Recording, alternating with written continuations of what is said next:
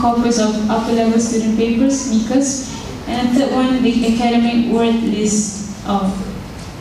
Okay, let's move on to.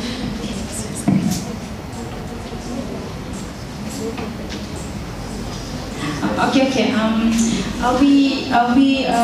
There's supposed to be a list of past studies about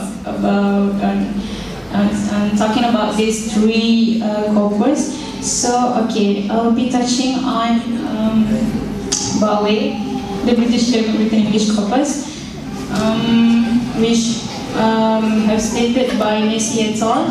Nessie et al. Is one of the scholars. He has. Okay, this corpus is consisting 6.5 million words of student writing, which covering 4 broad disciplinary areas, which is art and humanities, social science, life science, and physical science. Okay.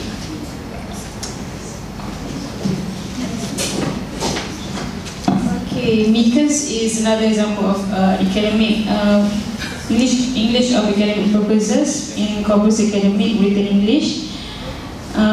So yeah, okay.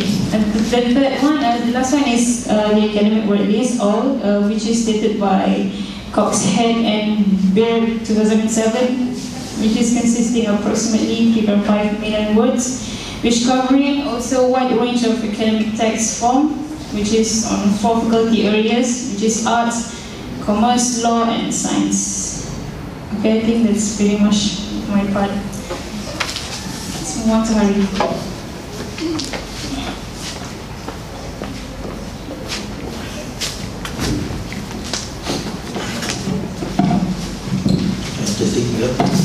So thank you, Adila, for your part. I'd like to continue with my own, which would be, what vocabulary input do my teaching materials provide? Which means my here refers to the teacher or the conductor of class. Next.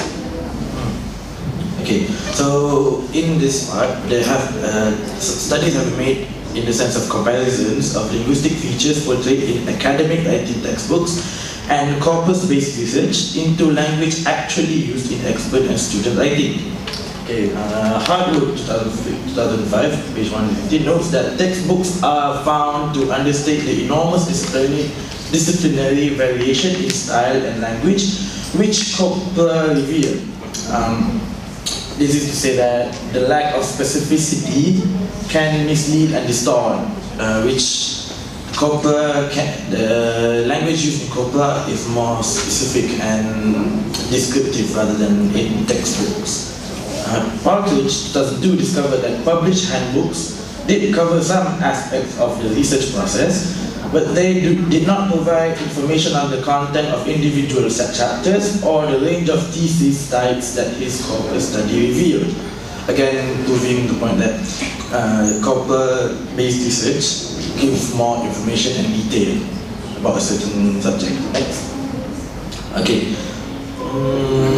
For this, a human guidance is necessary in producing pedagogically useful word lists. And the selection of raw data should be conducted by an EAP teacher. In this, we aren't just saying EAP teachers in general, but EAP teachers with experience in the analysis and exploitation of language corpora. Even though only a few EAP teachers have been trained to do so. This research is also about how materials developers give serious consideration to theoretical and pedagogical aspects of materials design and development, whether local or international, commercial or non-commercial consumption can be found in Harvard. Okay, next.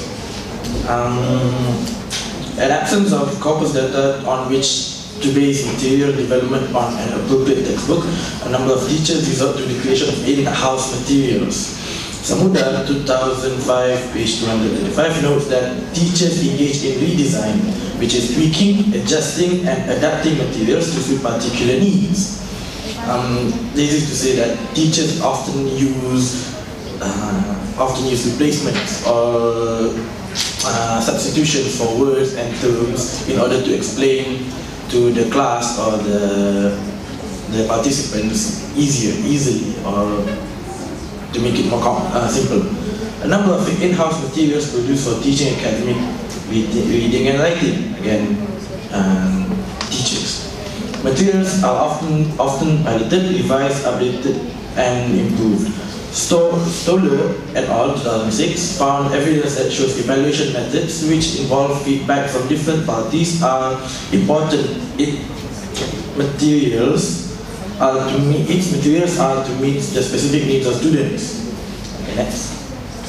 This is a table from the textbooks in page 393. Okay, next.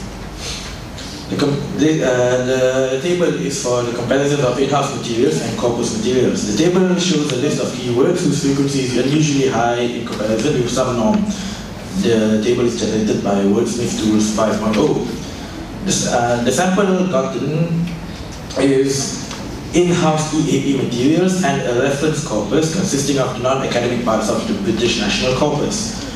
The reason for this comparison is to ascertain to what extent academic vocabulary and discipline-specific vocabulary is included in the sample. In the sample of in-house materials. Sorry about that. Next. Okay. For the findings, the most prominent words found are academic and project. They are academic words. Other academic words that can be found further down in the word list are sources, sections, and research in sublist 1. In sublist 2, there is conclusion, sublist 3, task and technology, sublist 7, topic and extract. There is however, some findings in the discipline-specific vocabulary, which are genetic, obesity, collocations, and thermal. The comparison can lead us to conclude that in-house EAP materials may be suitable for teaching academic vocabulary, but not to learn discipline-specific words and phrases. This is to say that in-house materials can be used to teach in class on the specificity of terms and the like. But okay. Thank you for your time. Next is Nadia.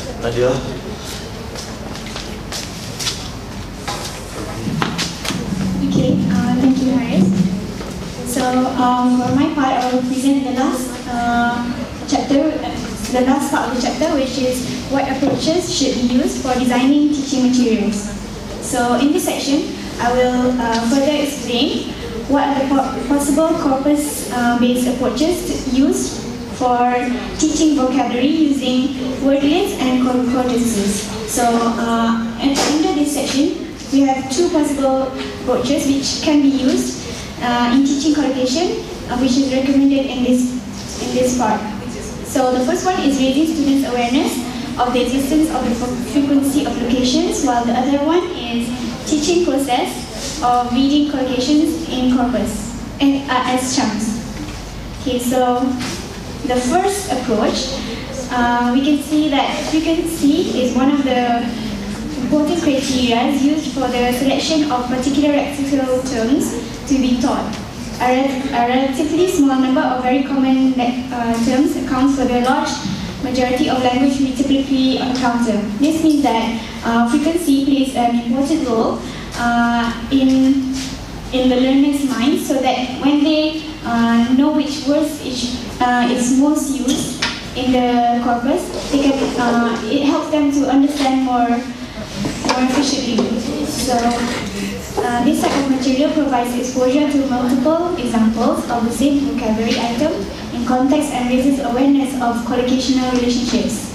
As Nation 2001 stated, the importance of multiple encounters with new words in order for students to be able to use these words in writing.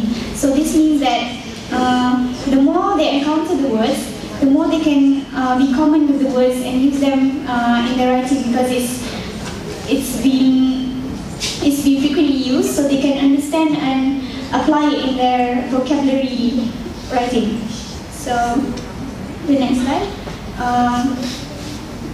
The words selected in the corpus were driven on the basis of the following criteria. The first one is frequency. So frequency it means that the occurrence, how many times the words occur in the certain corpus. B, which words are frequent. This means that the words which came out the most, the ones, for example, in the text, the word "the" it comes out the most. And C, the words frequently used. It means the most common words used. And the students have no previous experience of these concordances, so it was hoped that the choice of familiar words would make their first encounter with the type of learning material less alien or threatening. So when they know that these words are used in the concordances, they can use their understanding to analyze the corpus.